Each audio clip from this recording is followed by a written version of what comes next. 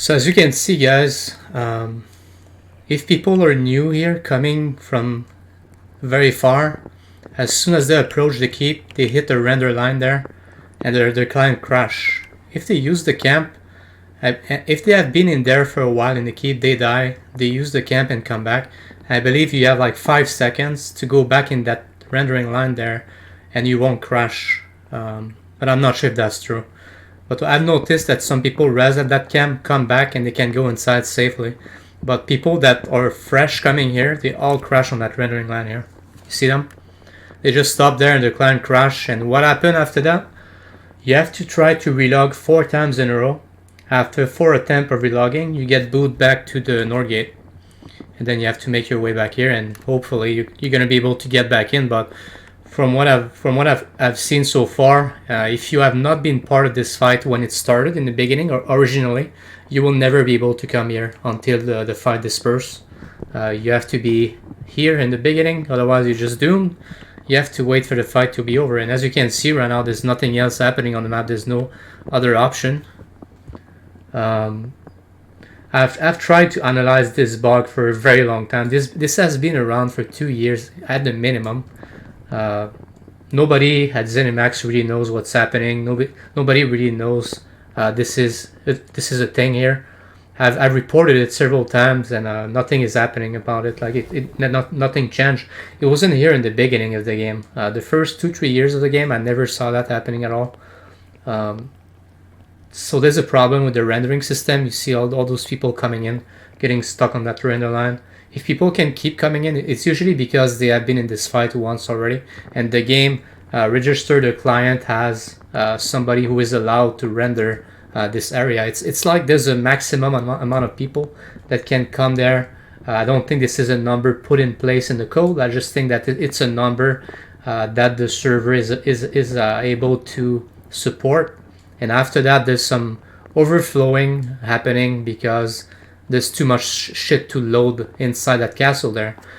So my idea about this, my suggestion of improvement would be that whenever you approach a location, your client is going to render what's ahead of you.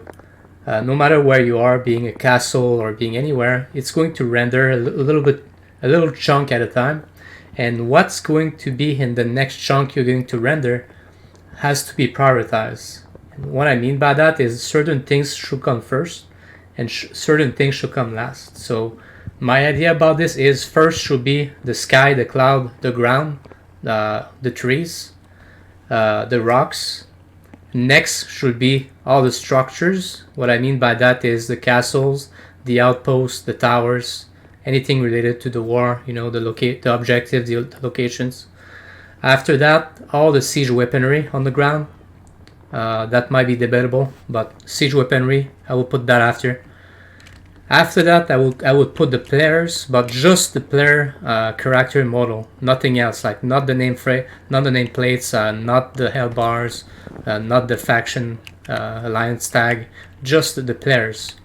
After that, I would put the nameplates, the hell bars, the guild tabards, the alliance icon, and last would be the player spells and animations, anything related to the spells they cast, the skills they cast, the little animations around them because of the abilities, the gear sets they wear, and whatnot.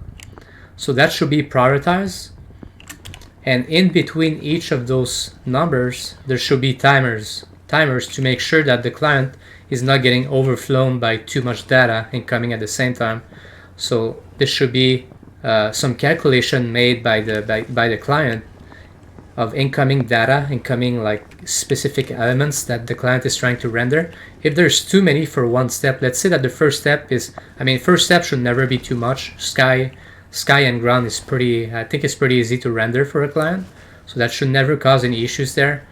Second will be the structures, so the keeps, the towers, the outposts, everything like that. I don't think that should cause any problem on the client either. Next should be all the siege, so that could possibly create some issues there if you combine the first two together with all the siege. So that's a maximum of let's say 30 defensive siege and 2020 for the 2 other factions, so 70 siege total. That's a lot of stuff to render, so I would probably put a timer in there, so when you come in and you render all those siege at the same time, after loading all the siege, I will put a timer in there probably.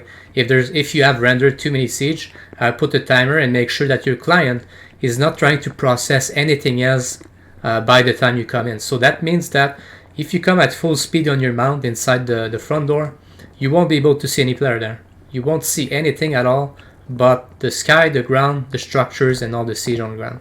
You won't see anything else.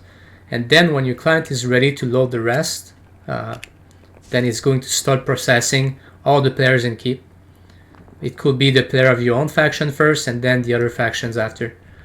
And once that is done, only when that is done, the hell bars, the names, again the faction icons, and finally all the spells and animation. If that's done correctly, there would be no problem anymore about coming to those big active locations and crashing.